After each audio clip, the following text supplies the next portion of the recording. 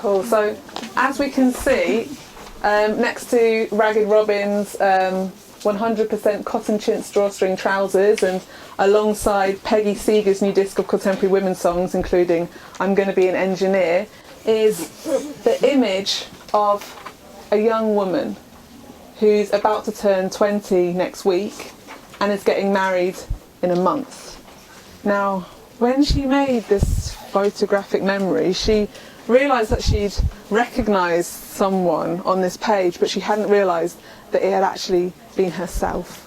Okay, so she realises now that this is her, and above her hair it says Royal Wedding Souvenir, and next to her shoulder there it says Don't Do It Di, with a description underneath of this product.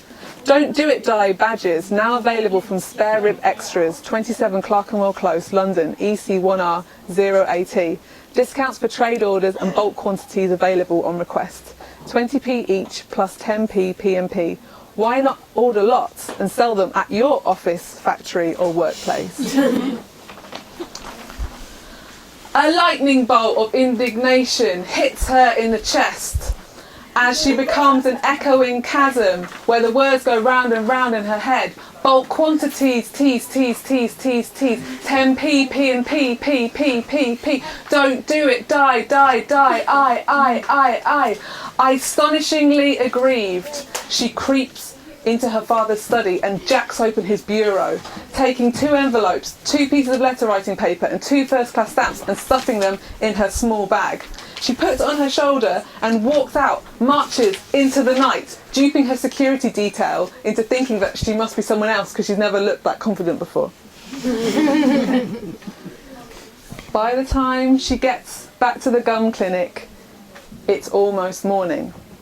She waits in the shadows until the cleaner arrives, who just so happens to be a big fan of her and so lets her in with her before it's actually officially open. Once inside the waiting room of the gum clinic, she heads straight for the pile of magazines, just like before.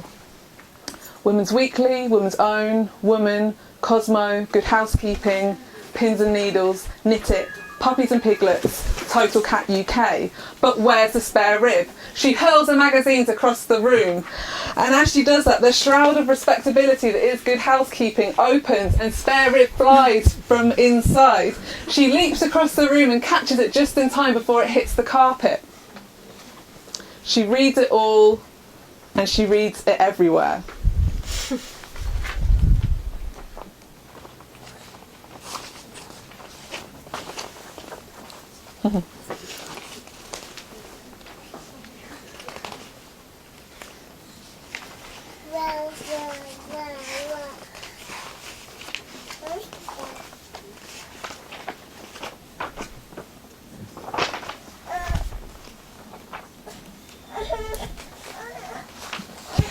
She's amazed by the Lee Jeans workers who, threatened with redundancy, are occupying their factory under the windowsill. She is shocked and disturbed by the media's portrayal of masculinity and violence in the Peter Sutcliffe trial next to the files. She giggles at the penicillin cartoon on the floor. She is concerned about how the women's liberation movement is going to kind of transcend divisions of class and race by the door, as she reads this piece about the women's liberation movement in France. And finally, she conducts vaginal self-examination next to the filing cabinet as the cleaner cleans around her, not seeing or saying a thing. Once she's done, she gets out the stationery that she nicked from her father's bureau, from her father's study, and she starts to write 2 letters. One, my darling, to my darling Charles, and the other, more formally, says dear spare rib. Okay. Then she folds them. She finishes writing the letters. She's ambidextrous, and she folds the letters in, puts them in the envelope, and closes them. Then she kisses one on the back with a kiss which is tender and grateful, like this. And on the back of the other envelope, she goes like this. Okay. She puts them in her bag and she goes to post them. But the question is, whose did she kiss and whose did she... Now, obviously, again, the people in the future, you know this already, but you can join in with the song that you all know already, and I'll teach the song to the past people as well. And this song is really useful because this is a song that we're going to use to change the set. It's a transitionary song. It's kind of a tool that's used a lot in film and television.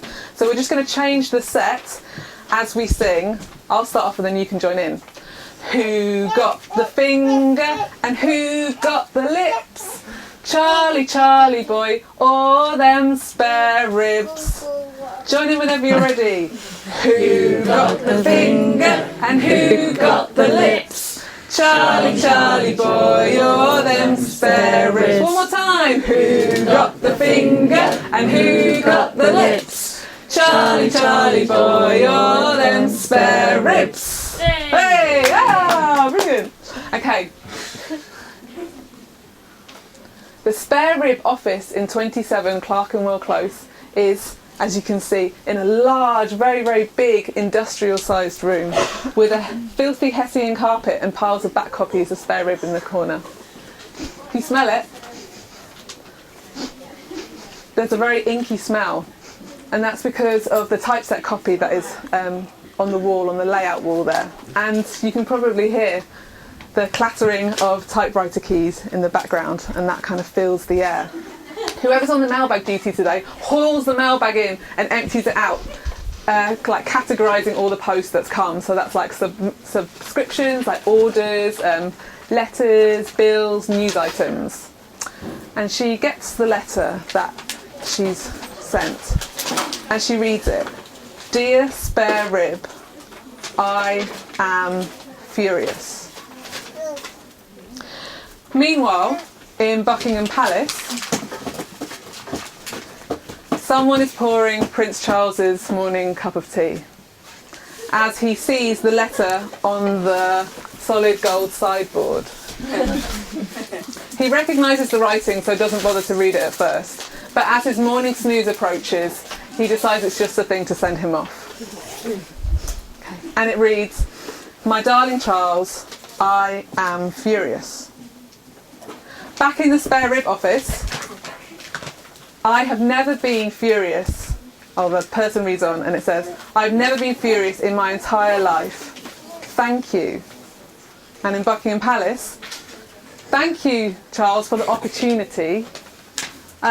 People have been telling me like all the time that this is just what the country needs. People really need this wedding.